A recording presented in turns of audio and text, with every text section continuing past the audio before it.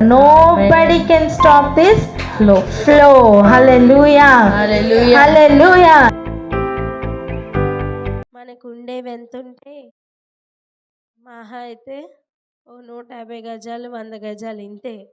కానీ రాజ్యములు అలా ఉండేవి కాదు కదా. కొన్ని పట్టణాలతో ఉండేవి. రాజుగారి యొక్క ఇల్లు కోట ఎలా ఉంటుందండి, ఎంత పెద్దదిగా ఉంటుంది. అవన్నీ చూపించాడట. సరే, ఇంకా అక్కడ లిస్ట్ అవుట్ చేస్తున్నారు. ఆ మాటను చూడండి. వెండి బంగారములను, గంధవర్గములను, పరిమళ తైలములను, ఆయుధశాలను,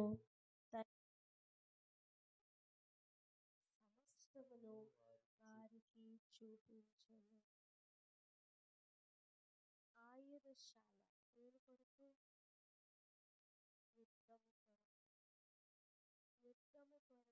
సిద్ధపడుతున్నవన్నీ కూడా మరుగున ఉంచి, అది ఎవరికైనా సరే చూపించేది కాదు. నీ ఇంట నీ రాజ్యంలో అలవర్చిన యుద్ధం కొరకు సిద్ధపడుతున్న వారిని నువ్వు మరుగున ఉంచాలి. కాలం రాకమునుపు, సమయం రాకమునుపు వాటిని తీసుకుని వచ్చి పెట్టడానికి వీలు లేదు. దేవుడే వారిని వెలికి తీస్తారు. ఆయుధశాల అంటే సిద్ధమవుతున్న ఆత్మీ వాడవలసిన ఆయుధాలు. ఆ ఆయుధాలు తయారయ్యే శాలలోనికి బబులోను రాజుకు, బబులోను దేశస్థులు అంటున్నది ఏంటంటే, సియోను సంబంధుడు కదా, కల్దీయుల సంబంధుడు కాదు కదా. నీవు సియోనుకు నీకు తెలియాలి, నీ చుట్టూ కల్దీయులు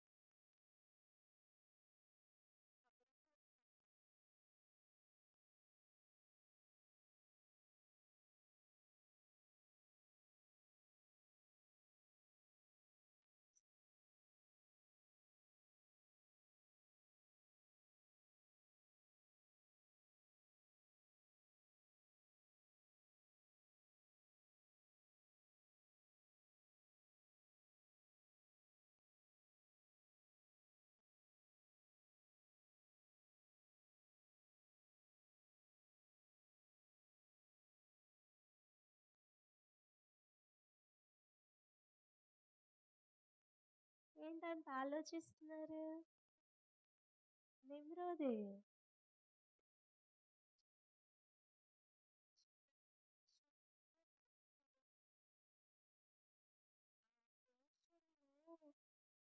అంత పెద్ద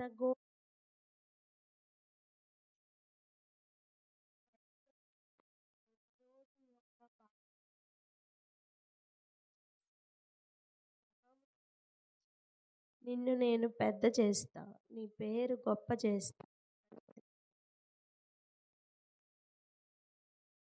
సో ఎవరిని దేవుడు తగ్గించారు? నిమ్రోదుని తగ్గించారు. ఎవరిని దేవుడు హెచ్చించాలనుకున్నారు? అబ్రాహాంని హెచ్చించాలనుకున్నారు. ఇప్పుడు ఇద్దరు ఆపోజిట్లో ఉన్నవారు అంటున్నాను నేను.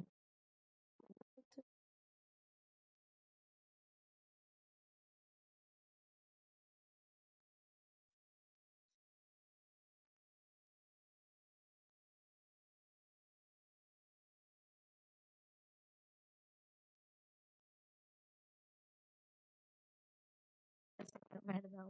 ఎందుకంటే కొన్ని ముఖ్యమైన విషయాలు అలా హృదయంలోకి వెళ్ళిపోవాలి.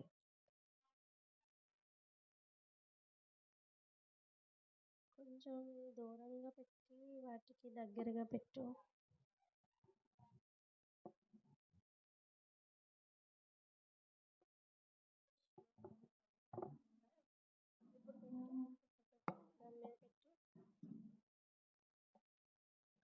నాన్న ఇప్పుడు చూడమ్మా.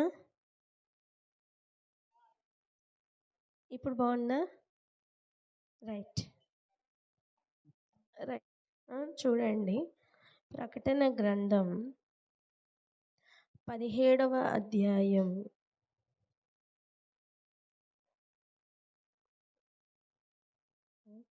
17, 18 వచనాలు చదవండి. 17, 18 ప్రకటన వచనాలు. గ్రంథము 17వ అధ్యాయం 18వ వచనం. మరియు నీవు చూచిన ఆ స్త్రీ భూరాజుల నేలు ఆ మహాపట్టణమే. ఆ,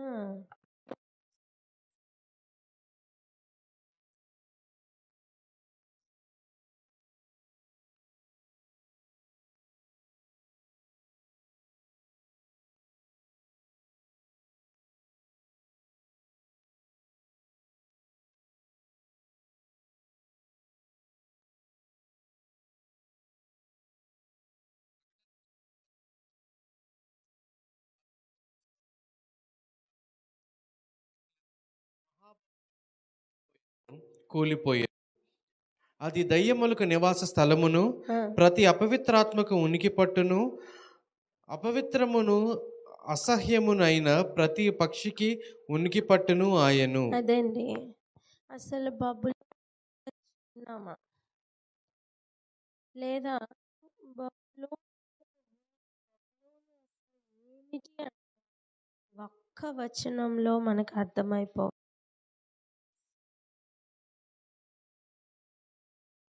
సియో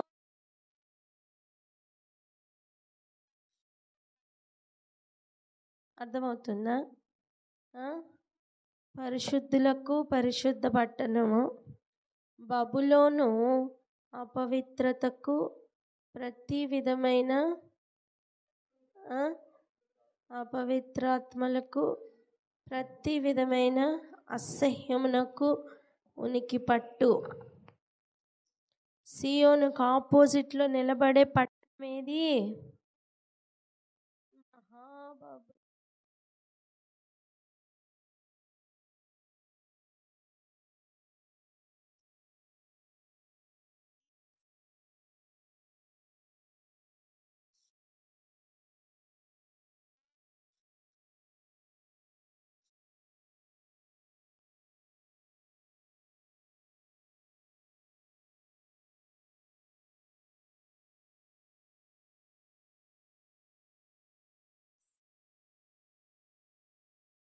చాలా మనం అందరం ఎదుర్కొంటున్న ముఖ్యమైన సమస్య ఇదే.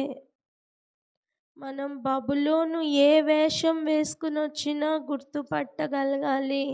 ఆమేన్, ఆమేన్. ఆమేన్. అర్థమవుతుందా? మిగిలిన ఏ రాజులు వచ్చినా తన ఆయుషాలను చూపించాడని రాశారా? రాయలేదే. ఆ ప్రేరేపణ చూస్తున్నారా? ఈ ఆయుధశాలలోకి వెళ్ళడానికి ఏం పని? అర్థమవుతుందా? మనం కూడా చాలా సార్లు మన శత్రువుకు మరుగైనది ఏది ఉంచకుండా మనం అన్నిటినీ రివీల్ చేస్తూ ఉంటాం. మన ఫ్యూచర్ ప్లాన్స్ కావచ్చు, మన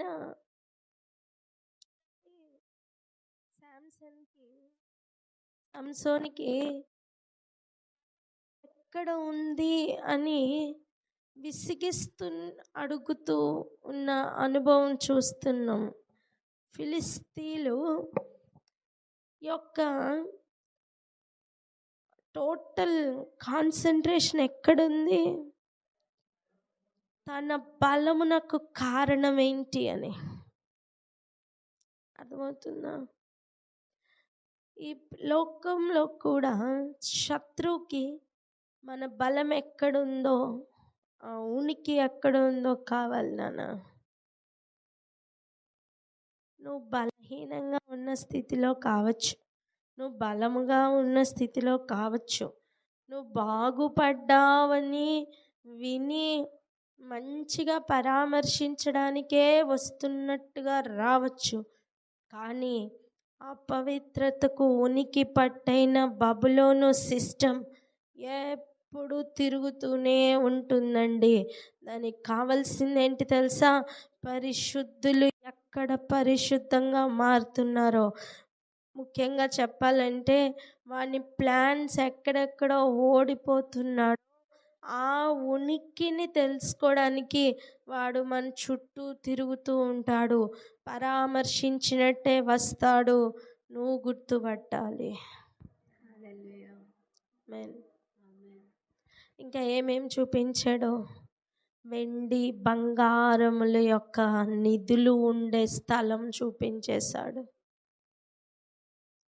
నీకు శత్రువు వెంటనే బయట పడడు. నేను శత్రువు అని ఏం చూపించుకోడు.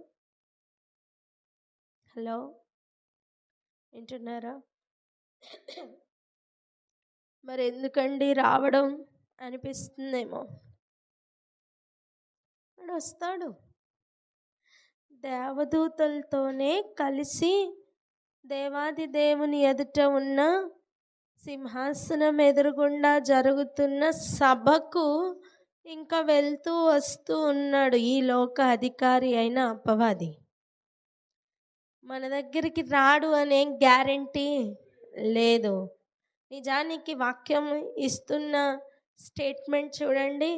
సాతాను సింహాసనం ఉన్న స్థలములోనే నువ్వు ఉన్నావని నాకు తెలుసు. ఇన్ఫ్యాక్ట్ నువ్వు అక్కడే కాపురం ఉన్నావని నాకు తెలుసు.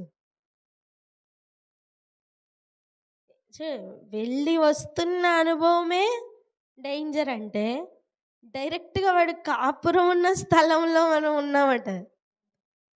అంటే కమాన్, నిజానికి దేవుడు అనే కాన్సెప్ట్ కనుక మన జీవితంలో లేకపోతే మనం ఎప్పుడో నశించిపోయి ఉండేవాళ్ళం. ప్రతి దినం అనుక్షణం కాపాడుతూ దేవుడు మనల్ని నిలబెడుతున్నారు నానా. హల్లెలూయా. ఇప్పుడు వాడికి కావాల్సింది ఏంటంటే, మన బలం యొక్క ఉనికి ఎక్కడ ఉందో వాడు వెతకడానికి వస్తున్నాడు. వాడొస్తాడు, వాడి పని అదే, ఎగురుకుంటూ తిరుక్కుంటూ. అందుకే వస్తాడు. నువ్వు చూపించకు, నువ్వు రివీల్ చేయకు. వాడికి కావాల్సింది నీ ఆయుధశాల.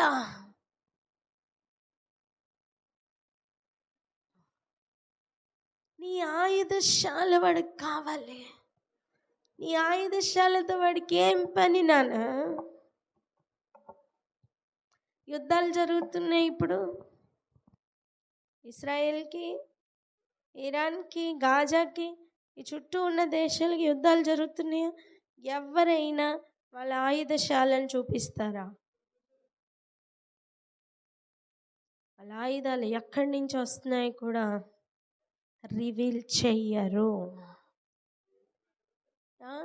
ఏమున్నాయి కూడా చెప్పకూడదు. అంత చూడండి, ఈ లోకపు యుద్ధమే అంత మరుగుగా చేయబడుతుంటే ఆత్మీయ పోరాటం ఇదెంత మరుగుగా ఉండాలి. హల్లెలూయా. అర్థమవుతుందా? Do not reveal your secrets. పక్క వాళ్ళతో చెప్పండి, do not reveal your secrets. అర్థమవుతుందా? రాజు అలా ప్రతి శాలలోనికి తీసుకుని వెళ్ళి వాళ్ళకన్నిటినీ చూపించాడట. చూపించిన పిమ్మట ఏం జరిగింది? చదువు నాన్న, 3వ వచనం. యెషయా గ్రంథం 39వ అధ్యాయం 3వ వచనం. పిమ్మట ప్రవక్త అయిన యెషయా రాజైన హిజ్కియా యొద్దకు వచ్చి ఆ మనుష్యులు ఏమనిరి, నీ యొద్దకు ఎక్కడ నుండి వచ్చిరి అని అడుగగా, హిజ్కియా బబులోను దూరదేశము నుండి వారు వచ్చి ఉన్నారని చెప్పాను. నీ ఇంట వారేమేమి చూచిరని అడుగగా, హిజ్కియా నీ ఇంట వారు ఏమేమి చూచిరి. అయ్యా యెషయా గారు, వాళ్ళిద్దరూ ఆ బబులోను దేశస్థులు ఈ హిజ్కియా కలిసి తిరుగుతున్నప్పుడు నువ్వు చూసావా? మరి నీకు ఎలా తెలుసు? నీకు అర్థమవుతుందా? ఒక పీరియడ్ ఆఫ్ టైం ఇవ్వబడుతుంది. జ్ఞానం కలిగి ప్రవర్తించడానికి అదే టైం, బుద్ధిహీనత ప్రచురపరచుకోవడానికి కూడా అదే టైం. నిన్ను ఆ ఒక్క సిచ్యువేషనే నిన్ను నిలబెట్టచ్చు, పడగొట్టచ్చు. అర్థమైందా?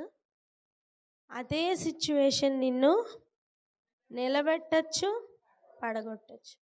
నీ ఇంట వారు ఏమేమి చూచిరి. ఒకవేళ సమాధానం నేను ఏమీ చూపించలేదు అని వచ్చిందనుకోండి, ఆ లెవెల్ ఎలా ఉంటుంది? హల్లెలూయా. అర్థమవుతుందా?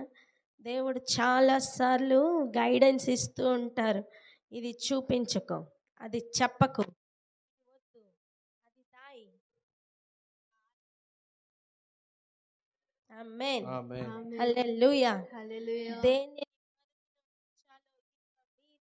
జ్ఞానము కలిగి బిడ్డ ఎదుగుదుము గాక. Amen. ఆమేన్. యెషయా వచ్చి చెప్తున్నమాట, ఏమేమి చూసారయ్యా? వాళ్ళకి ఏమేమి చూపించావు నాయనా అంటే, 4వ వచనం, ఆ, నీ ఇంట వారేమేమి చూసిరని అతడు అడుగగా, ఆ, హిజ్కియా నా పదార్థములలో దేనిని మరుగు చేయక నా ఇంటనున్న సమస్తమును నేను వారికి చూపించి ఉన్నానని. అయ్యో, దేనిని మరుగు చేయకుండా అన్నిటినీ చూపించాను అంటున్నాడు. ముస్లమ్మ ముచ్చట్లు పెట్టేటప్పుడు కూడా ఇదే పరిస్థితి. ఏది అడ్డుదా ఉండదు నాన్న, అప్పటిదాకా హోల్డ్ చేసుకుంటావు, అప్పుడే అన్నీ. దేనిని మరుగు చేయకుండా అన్నిటినీ పూసగుచ్చినట్టు చెప్తావు. ఇంకా వెళ్దాం ముందుకు, అప్పుడు అర్థమవుతుంది. 5వ వచనం, హిజ్కియాతో ఇట్లా నేను, యెహోవా సెలవిచ్చిన మాట వినుము, రాబో దినములలో ఏమీయూ మిగలకుండా నీ ఇంటనున్న సమస్తమును నేటి వరకు నీ పితరులు సమకూర్చి దాచిపెట్టినది అంతయును బబులోను పట్టణమునకు ఎత్తుకొని పోవుదురని సైన్యములకు అధిపతియగు యెహోవా సెలవిచ్చి ఉన్నాడు. స్తోత్రం. చూసారా, నువ్వు ఏది మరుగు చేయకుండా చూపించావు గనుక ఏదియూ మరుగు చేయకుండా అన్నీ ఎత్తుకుపోతాడు. ఏది విడిచిపెట్టకుండా అన్నీ ఎత్తుకుపోతాడు. నానా, వాళ్ళు వచ్చినది నిన్ను పరామర్శించడానికి. నీ కష్టం,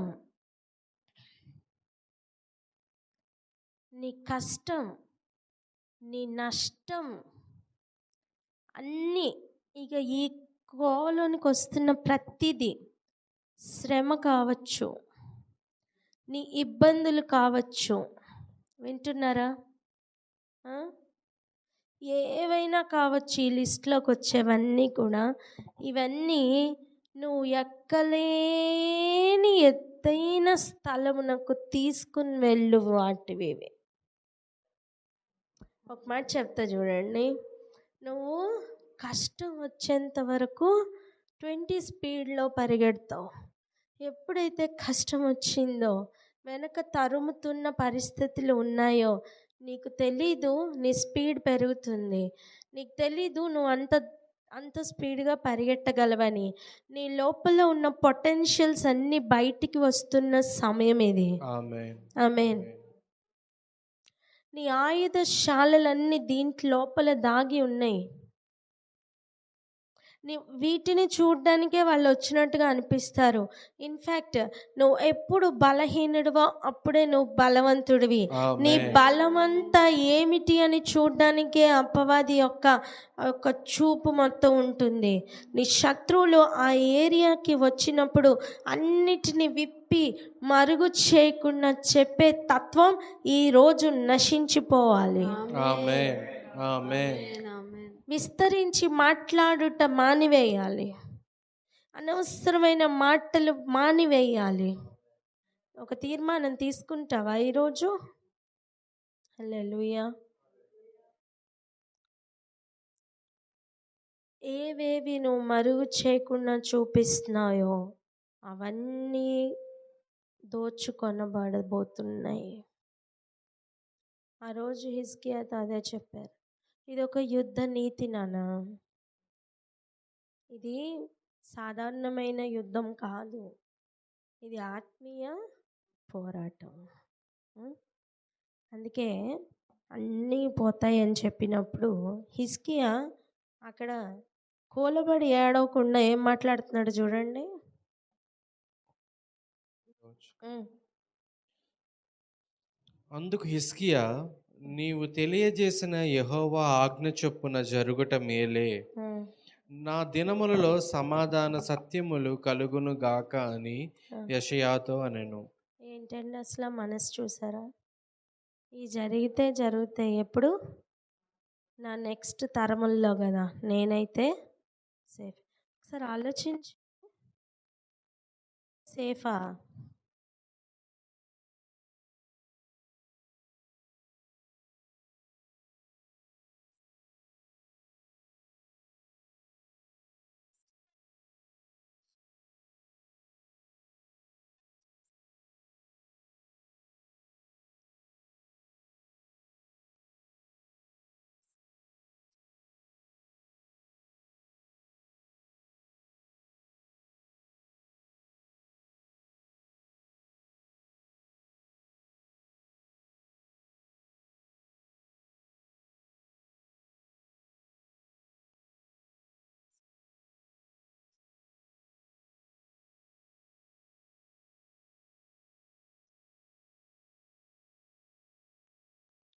మన ఆత్మీయ జీవితమే ఒక చెస్ బోర్డు వంటిది. మనం ఇక్కడ నించుంటాం, మన చుట్టూ ఉన్న బ్లాక్స్ ఉంటారు. మన చుట్టూ ఉన్న బ్లాక్స్ లాగా ఉంటారు.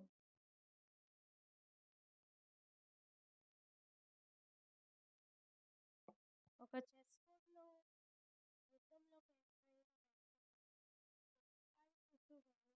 ఏనుగు చుట్టూ ప్రకటన చుట్టూ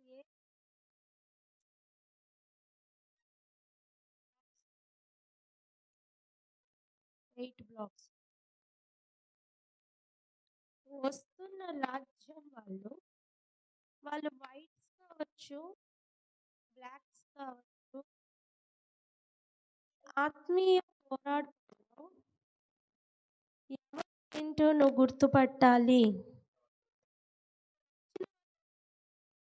బాబు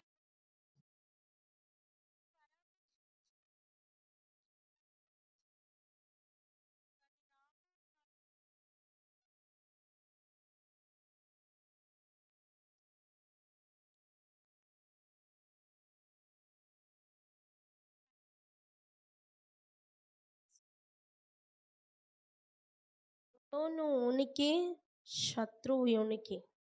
చెప్పండి. లోను ఉనికి, శత్రువు ఉనికి. నువ్వు ఎలా గుర్తుపడతావు? వాడు ధరించిన డ్రెస్ బయటే ఉండొచ్చు, కానీ వాడి లోపల భయంకరమైన తోడు. వాడు ధరించి బ్లాక్, కానీ లోపల వాడు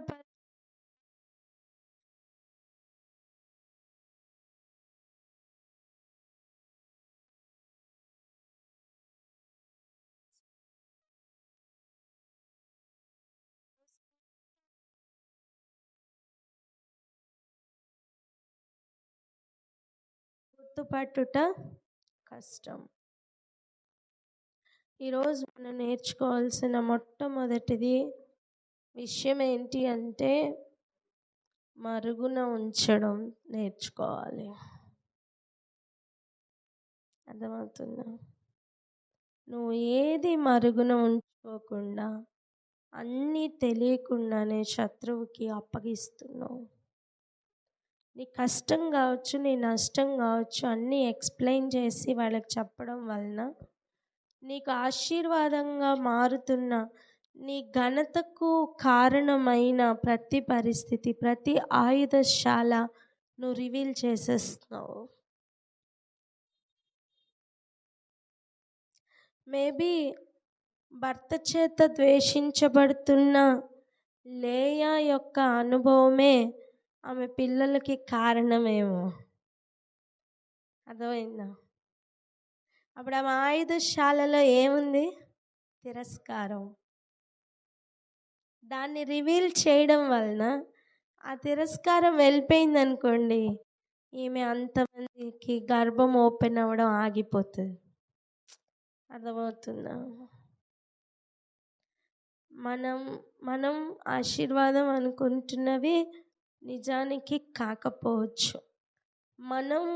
మనకి ఆటంకం అనుకునేవి నిజమైన ఆశీర్వాదం అయి ఉండొచ్చు. Do not reveal your secrets to anybody. Amen. ప్రార్థన చేసుకుందాం. లేచి నిలబడదాం. చదువుకున్న భాగం చూడండి, 61వ కీర్తన 2వ వచనం చూడండి. నా ప్రాణము తల్లడిల్లగా భూదిగంతముల నుండి నీకు మొరపెట్టుచున్నాను.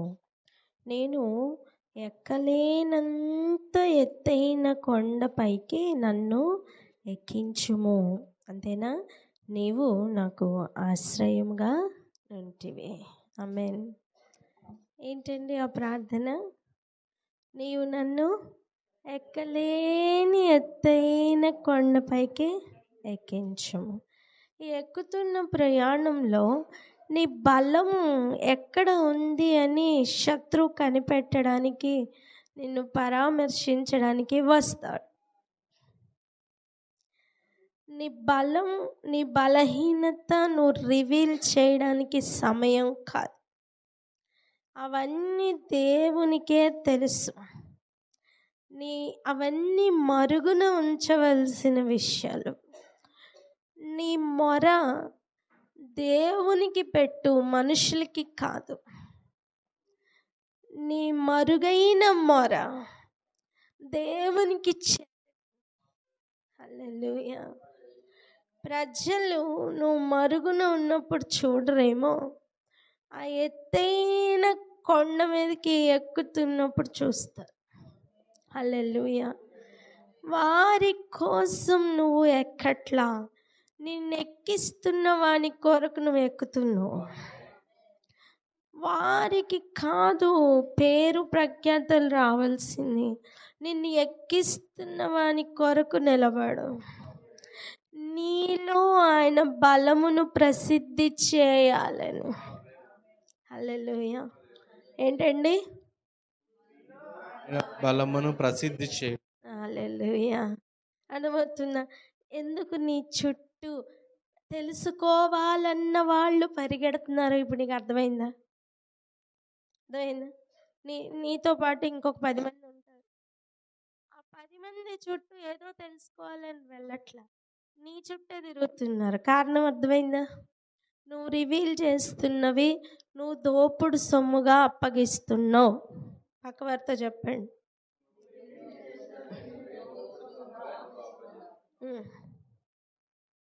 ఎంతమందికి అర్థమవుతుంది? ఇక అప్పగించనని చెప్పండి. తప్ప మరుగున ఉంచడం. కొంతమంది అంటారు, నాకెందుకు చెప్పలేదు? నువ్వు దానికి కూడా సమాధానం చెప్పాల్సిన అవసరం లేదమ్మా. పక్కవారితో చెప్పండి. నిన్ను ఎక్కిస్తున్నది ఆ వ్యక్తులు కాదు. నీ యందు ఒక ప్లాన్ కలిగి ఉన్నది ఆ వ్యక్తులు కాదు. నిన్ను భూమి మీదకి పంపించినప్పుడు బ్లూ ప్రింట్ వేసింది ఆ వ్యక్తులు కాదు. So you are not answerable to those silly questions. Amen. Become strong. చెప్పండి. ప్రాణాత్మ దేహములతో చెప్పండి. ఏమనుకుంటారో అని కదలాల్సిన అవసరం లేదని చెప్పండి. అర్థమవుతుందా? వచ్చిన వారు నన్ను చూడడానికి వచ్చారని నా ఆరోగ్యం నేను చూపిస్తే చాలు కదా, అవునా కదా?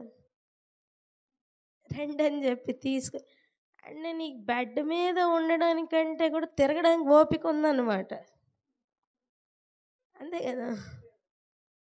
ఇంట్లో అంతా చూపించేంత ఓపిక ఉంది, రాజ్యం అంతా తిరిగేంత ఓపిక ఉంది, ఆయుష్యాలకు వెళ్ళే ఓపిక ఉంది. చిన్నగా ఉంటాయి అనుకుంటున్నారు అవేమన్నా? ఒంట్లో బాగాలేనప్పుడు గంట సేపు నించుంటేనే ఓపిక అంతా అయిపోయినట్టు ఉంటుంది, అవునా? ఎంత త్వరగా పడుకోవాలో రెస్ట్ తీసుకోవాలో అనిపిస్తుంది. అలాంటిది ఆయుధశాల మొత్తం తిరుగుతున్నాడంట, వెండి బంగారం. అండ్ మీకు తెలుసా, ఇవన్నీ పితరులు సంపాదించింది ఇంకా ఎక్కువ. మార్నింగ్ మధ్యాహ్నం మమ్మీతో అంటున్నాను, ఇన్ని కొట్టుకుపోయినా ఇంకా ఈ చెత్త సామాన్ ఇంకా ఎంత ఉంది ఏంటమ్మా అంటే విసుగొచ్చేస్తుంది. సామాన్ ఇంత చూస్తుంటే సర్దుకోలేక అవి కూడా మళ్ళీ దొరికింది దొరికినట్టు ప్యాకెట్లో వేసి మొత్తం పైన పెట్టించాను. ఇంత కొద్ది సామానికి అంత విసుగొస్తుందండి. రాజులకి ఎంత ఉంటాయి, అవన్నీ చూపించుకొని అయ్యో బిడ్డ,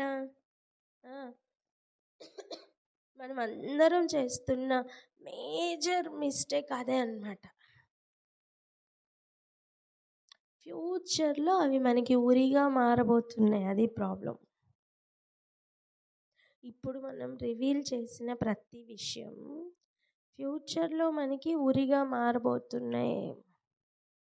ఫ్రెండ్స్గానే కనిపిస్తారు, మనం అన్నీ పూసగుచ్చి చెప్తాం కదా. ఫ్యూచర్లో వారే గనక శత్రువు అయితే మన లూప్ హోల్స్ అన్నీ వాళ్ళ చేతిలో ఉన్నట్టే. మీకు అర్థమైందా? సమాజం కూడా వారి మాటే వింటారు, తీర్పు కూడా వారి మాటను బట్టే వస్తుంది. దేవునికి మన పనిని బట్టి ఆయన నామానికి అవమానం వస్తుందా, ఘనత వస్తుందా? అర్థమవుతుందా? సో దేవుడు ఏదైనా రివీల్ చెయ్యొద్దు అంటే చెయ్యొద్దమ్మా, చేయొద్దు. నీ ప్రాణం ఎంత విసిగించే దెలలియా ఉన్నా చెయ్యకు, అసలు దాని ఒళ్ళోకే వెళ్ళకు.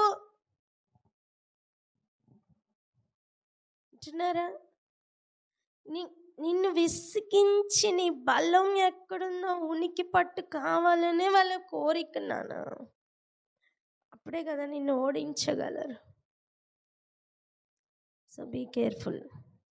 స్ట్రైట్గా వెళ్దాం హబక్కూకుకు రాసిన పత్రిక.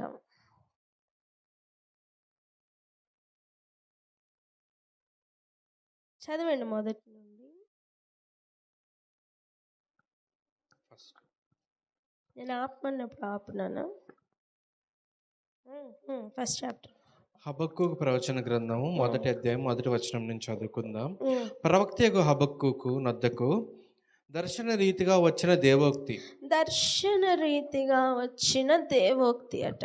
ఈరోజు నిన్ను నన్ను దర్శిస్తుంది. ఆమేన్. ఆమేన్. ఏం చెప్తున్నారో జాగ్రత్తగా వినండి. యెహోవా 771 పేజీ.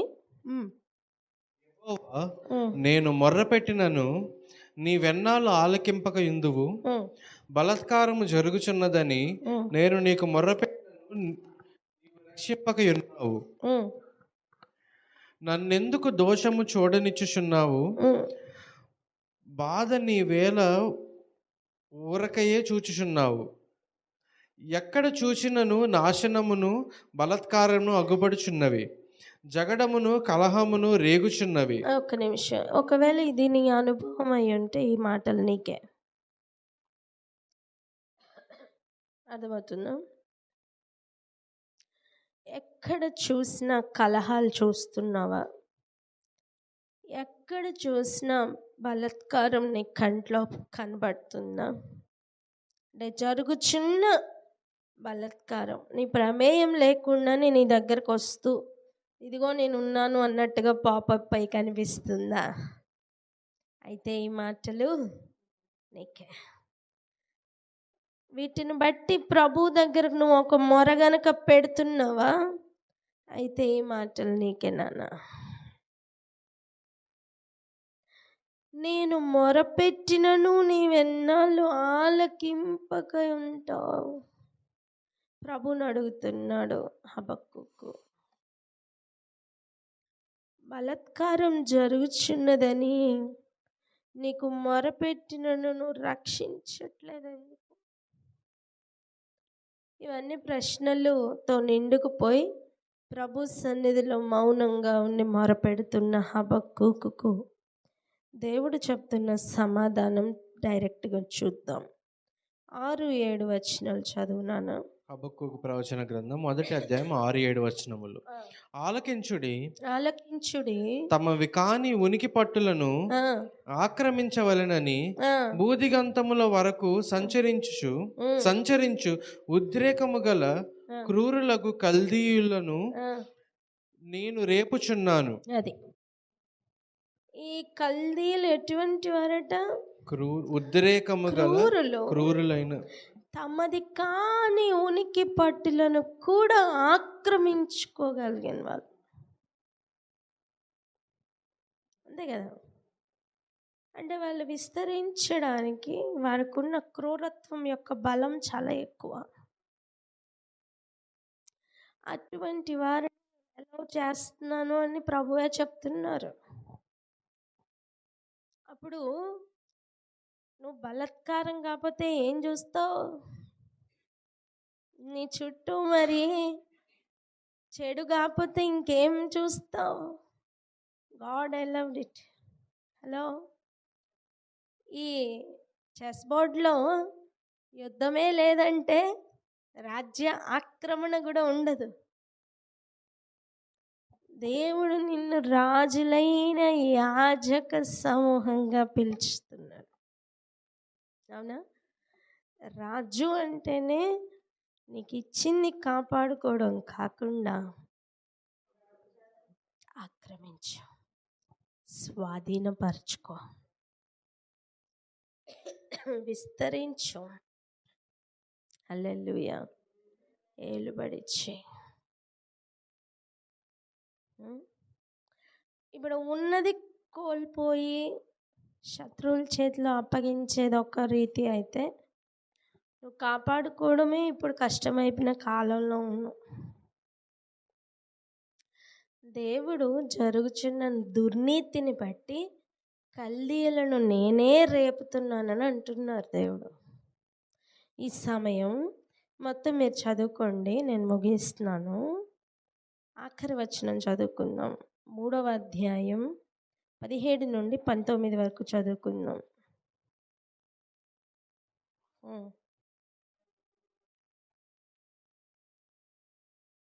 హబక్కూకు ప్రవచన గ్రంథం 3వ అధ్యాయము 17 నుంచి 19 వచనములు.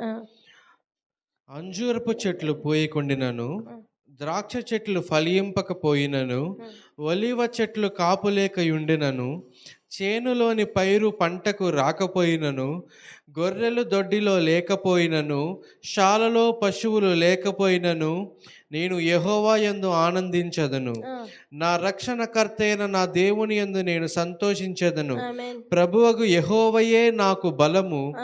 ఆయన నా కాళ్ళను లేడి కాళ్ళ వలె చేయును. ఉన్నత స్థలముల మీద ఆయన నన్ను నడువ చేయును. నేను ఎక్కలేనంత ఎత్తైన కొండపైకి నన్ను ఎక్కించు. ఉన్నత స్థలముల మీద నువ్వు నడుస్తున్న అనుభవంలోకి ఎప్పుడు వెళ్తావు తెలుసా? ఇవేవి లేకపోయినా ఆయన యందు ఆనందించే అనుభవం ఉంటేనే నాన్న. హల్లెలూయా. దేవుడు అనుగ్రహం ఉంటేనే అంజూరపు చెట్లు ఫలిస్తాయి. దేవుడు అనుగ్రహం ఉంటేనే ద్రాక్ష చెట్లు ఫలిస్తాయి. ఒలీవ మొక్కలంటే ఎవరండి? భోజనపు బల్ల చుట్టూ కూర్చున్న పిల్లలు. ఫలింపు కనబడట్లేదా? అయినా ప్రభువు నందు ఆనందించు. ఆమేన్. ఆమేన్. హల్లెలూయా. హల్లెలూయా. మందలో గొర్రెలు కనబడట్లేదా? చెదిరిపోతున్నాయా? ప్రభువు నందు ఆనందించు. ఆమేన్.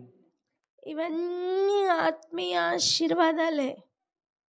ఏవి కనబడట్లేదా? ఇవి కనిపించినందుకు ఆనందించడం లెవెల్ వేరు, ఇవి కనిపించకపోయినా ఆనందించే లెవెల్ వేరు. ఎప్పుడైతే ఆ అనుభవంలోనికి మనం ఎంటర్ అవుతామో ఇవేవి మనల్ని కదిలించవు.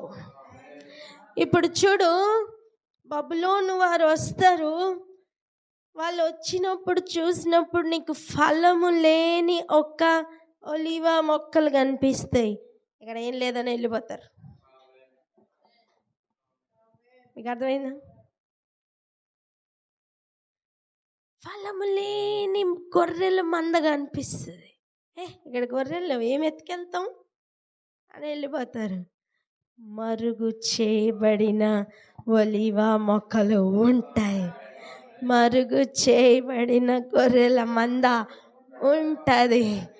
నువ్వు స్తుతిస్తున్నావు చూడు, ఉన్నత స్థలముల పైన నువ్వు ఆనందిస్తున్నావు చూడు, నీకు తెలియకుండానే అన్నీ నీ వెంట. హల్లెలూయా. నువ్వు ఆశ్చర్యపోతావు నాన్న. ప్రభు సన్నిధిలో నిలబడినప్పుడు నేనెప్పుడు చేశాను ప్రభు ఇవన్నీ, నాకు తెలీదు అంటే ప్రభు అంటారు, నాకు వస్త్రములు లేనప్పుడు నువ్వు వస్త్రములు ఇచ్చావు. ఇదిగో దా, ఈ ధనాగారం అంతటి మీద నువ్వే అధికారివి. నేనా నీకు వస్త్రములు ఇచ్చానా? ఎప్పుడో. మీకు అర్థమవుతుందా? నీకు తెలిసి నువ్వు చేస్తున్నది కొంతే, నీకు తెలియకుండా నువ్వు చేస్తున్నది చాలా ఎక్కువ అయి ఉంటుంది. దేవుడు అట్టి అనుభవంలోనికి నిన్ను తీసుకుని రావడానికి ఈ స్పెషల్ ట్రైనింగ్. ఇది నీ కంటికి కనపడే మహిమ కాదు నానా. హల్లెలూయా. నాకు ఆహారం లేనప్పుడు నువ్వు నాకు ఆహారం పెట్టవంటారు ప్రభు. నేనా నీకెప్పుడు ఇచ్చాను అంటే నా లెక్కలో నేనేమి చేయలా. ప్రభు ఎన్నికల్లో నువ్వు చేస్తున్నావు. నీకు తెలీదు, మంద మేపబడుతుంది. నీకు తెలీదు, ఒలీవ మొక్కలు తయారవుతున్నాయి. నువ్వు కంటితో చూస్తున్న ఒలీవ మొక్కలు నీళ్ళు ఏం కనపడట్లా. నువ్వు కంటితో చూస్తున్న నీ ఆయుధశాల దోచుకొనబడింది. దేవుడు మరుగున ఉంచినవి ఎదుగుతున్నాయి, ఎదుగుతున్నాయి. హల్లెలూయా. ప్రార్థన చేద్దామా? సహకరించట్లే, ఇంకా ప్రార్థన చేద్దాం. అన్నయ్య ప్రార్థన చేయండి అన్నయ్య.